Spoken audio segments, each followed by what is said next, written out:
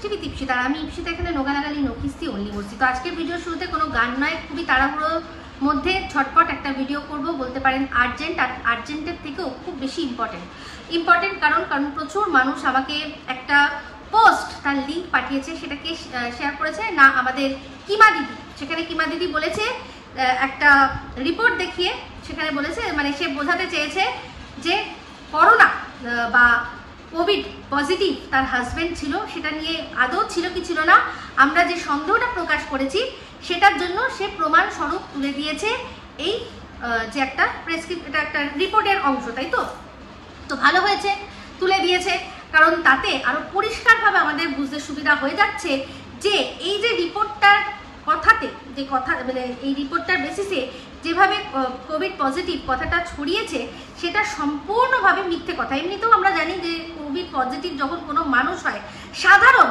সুস্থ মানুষ, এমনি সাধারণ সুস্থ মানুষ যার সেরকম কোনো রোগ নেই, তাদেরই কিন্তু খুব কম হলেও 10 দিনের আগে তো সারবেই না। সেখানে একজন যে কিনা চেস্টের আর কি একটা রোগে ভুগছে, ফুসফুসজনিত যে রোগে ভুগবে, তার কিন্তু এত তাড়াতাড়ি সম্ভবই নয় কোভিড পজিটিভ ঠিক হয়ে যাওয়া।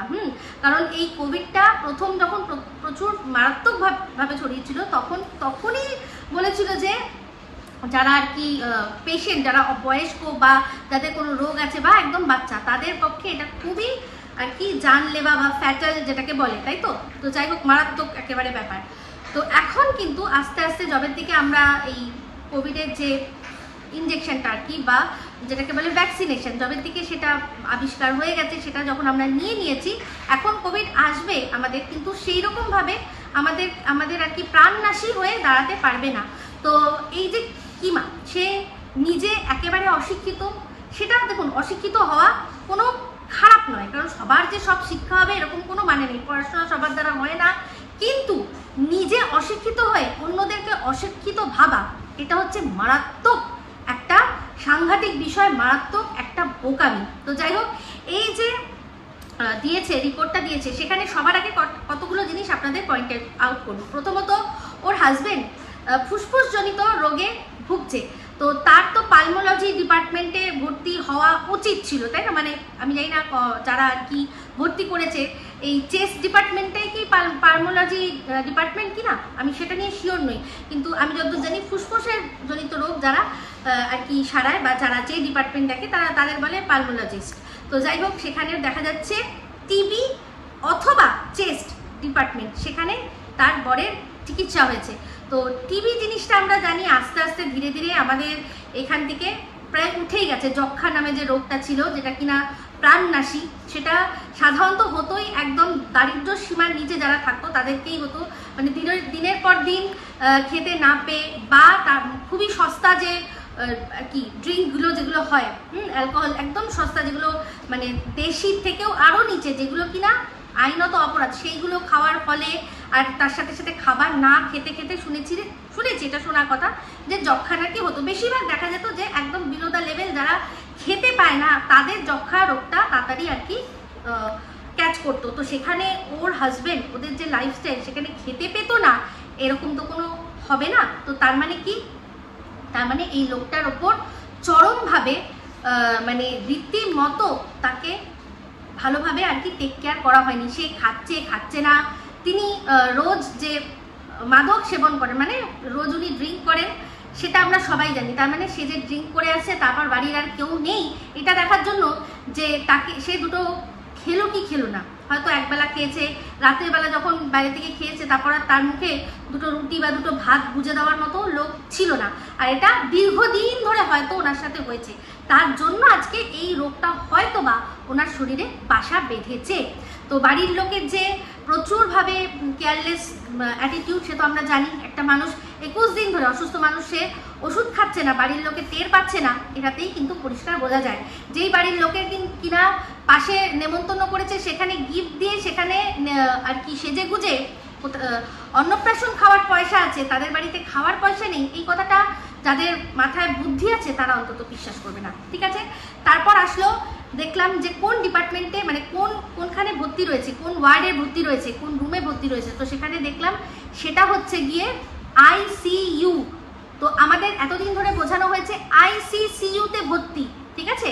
তো যাই হোক, এই আইসিসিইউর ব্যাপারটা আমি গতকাল রাত্রেই যখন একটা ভিডিও দেখেছি, সেটাকার এই 2.0 দি বা দীপ্তিদির ভিডিও যখন দেখেছি, সেখানে বুঝেছি উনি একটা কথা বলেছেন যে আইসিসিইউর তে কাজ করে যে ডক্টর, সেই ডক্টর ওনার বরকে দেখেছে, মানে এই কিমার বরকে দেখেছে। কিসের জন্য না, একজন ভিউয়ার তার পরিচিত, সে সেই ইনফ্লুয়েন্সটা খাটিয়ে তাকে আইসিসিইউর তে কাজ করে যে ডক্টর, সে ওনার হাজবেন্ডকে দেখেছে। মানে আইসিসিইউতে কাজ করে ডক্টর এসে আইসিইউতে দেখেছে। আর এই আইসিইউটাতে উনি কিন্তু খুব বেশি দিন থাকেননি। আমি যখন আগের বছর গেছিলাম তখন ওনার আইসিইউতে ভর্তি হতেই হয়নি, কারণ ওইখানেই দাঁড়িয়ে দাঁড়িয়ে ওষুধ আর বারবার করে ওষুধ, ইঞ্জেকশন, হানাতানা আর অক্সিজেনের আর কি মাত্রা, যেটা আর কি অক্সিজেন দেওয়া হচ্ছিল, সেটা দিয়েই কিন্তু ওনার যা অবস্থা হয়েছিল, উনি তখনই কিন্তু যে জেনারেল বেড যেটা হয়, সেই জেনারেল বেডেই কিন্তু থেকে ওনার চিকিৎসা চলেছিল। সেটা আমি সেই আগের বছর দেখেছিলাম। তো সেটা যে এবছর হয়েছে কিনা জানি না, কিন্তু আইসিইউতে লেখা আছে আইসিইউতে ভর্তি। যদি একদিনের জন্য হয়তো খুব বাড়াবাড়ি এবার হয়েছে রেখেছে, কিন্তু সেটাকে আইসিসিইউ বলে দর্শকদের ঠকানো হয়েছে। আইসিসিইউ ডক্টর সে দেখেছে এমার্জেন্সি ওয়ার্ডে যখন ওনাকে রাখা হয়েছে, আইসিইউতেও নয়। কিন্তু আইসিইউতে যারা যে ডক্টররা রয়েছেন অ্যাপয়েন্টেড, তারা আলাদা। আর এখানে রীতিমতো আমাদেরকে আইসিসিইউতে আছে বলে ভয় দেখানো হচ্ছে। যেই করোনাটা এখন এই বলছে, যে যখন আমরা বলছি যে করোনা প্রোটোকল মানা হয়নি, কেউ মাস্ক পরেনি, সবাই এটাকে কন্টামিনেশন করেছে, তখন বলা হচ্ছে যে আগে যেরকম করোনা মারণ রোগ ছিল, এখন তো আর না, ওটা কোনো ব্যাপার নয়। তো এই যে কথাটা যে আইসিসিইউতে ভর্তি, যার হাজবেন্ড আইসিসিইউতে ভর্তি, সে কখনোই আর কি সেটা নিয়ে ছ্যাবলামি করতে পারবে না। তো তারা যে কিরকম পিকনিক করে ছ্যাবলামি করেছে আপনারা সবাই দেখেছেন, দলে দলে লোক গেছে, ঠিক আছে। যার করোনা হয়েছে বা কোভিড পজিটিভ হয়েছে, তার ওখানে নিশ্চয়ই দলে দলে লোক যায় না।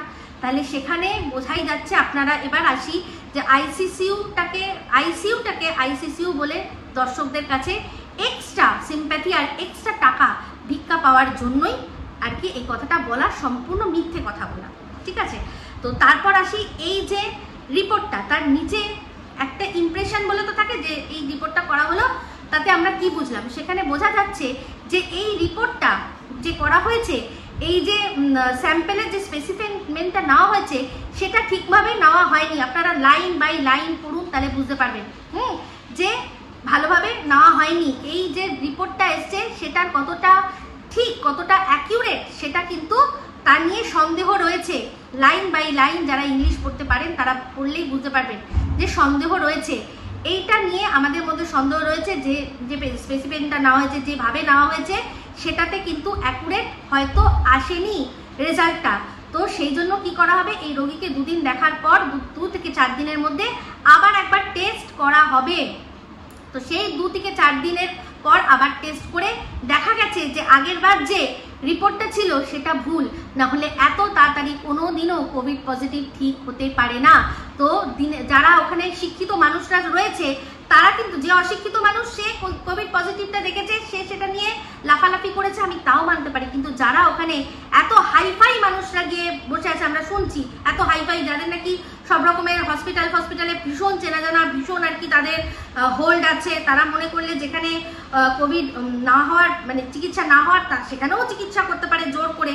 যদিও আমি জানি যে কেপিসিতে খোঁজ নিয়ে দেখেছি যে ওখানে কোভিড পেশেন্টের কিন্তু আলাদা ইউনিট রয়েছে, সেখানে হতে পারে। কিন্তু এর ক্ষেত্রে যেটা দেখা যাচ্ছে, আদৌ কোভিড কিনা যে কথাটা অনুমান করে বলেছিলাম, সেটাই কিন্তু সত্যি। নাহলে এত তাড়াতাড়ি কোনোভাবে কোভিড পজিটিভ থেকে নেগেটিভ হতে পারে না। বলেছিলাম না যে নেগে পজে করে দেবো তোর, যদি মিথ্যে কথা বলিস। দর্শকদের ঠকিয়ে টাকা নিয়েছে, সে না বুঝলেও তার পাশাপাশি মানুষরা নিশ্চয়ই তাকে বুঝিয়েছে। তারা পড়ে বুঝতে পারছে না, রিপোর্টটা পড়ে বুঝতে পারছে না যেখানে কি লেখা আছে, যে এই যে রিপোর্টটা সেটা আদৌ ঠিক কিনা সন্দেহ রয়েছে। এই যে অশিক্ষিত মহিলা, যার বর আর কি অসুস্থ, তার মেয়ে তো যথেষ্ট পড়াশোনা জানে, শিক্ষিত, তার উপর সে পিওর সায়েন্স নিয়ে পড়েছে। আমি তো ভাই পিওর সায়েন্স, মানে আমার ক্লাস 10-এই ছুটে গেছে, তারপর থেকে আর কোনোদিনও পিওর সায়েন্স ছিল না।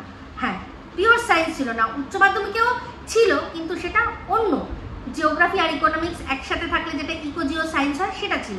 তো সেখানেই বলছি যে সে তো পিওর সায়েন্স, সেটা পড়ে বুঝতে পারলো না যে এইটার সেরকমভাবে এখন কোনো মান্যতা দেওয়াই যাচ্ছে না, তাকে অবজারভেশন না করে এই যে রিপোর্টটা এসছে সেটা ভুলও হতে পারে, সেখানে পরিষ্কার করে লেখা আছে। তো যাই হোক, এটাই বলার ছিল, আরও প্রচুর কথা বলার আছে, কিন্তু এখন আমার সময় নেই। আপনারা সবাই জানেন আমার ছেলের জন্মদিন, তো আমরা নিজেদের মতো করেই একটু আনন্দ করছি ওকে নিয়ে আজকে। তো অবশ্যই কালকে দেখা হবে, যদি পারি রাত্রে কোনো লাইভে আসতে নিশ্চয়ই আসবো। এখনকার মতো নিচ্ছি বিদায়। এই ভিডিওটা ভালো লাগলে অবশ্যই লাইক শেয়ার কমেন্ট তো করবেন, আর মতামত আপনাদের জানাতে একদম ভুলবেন না।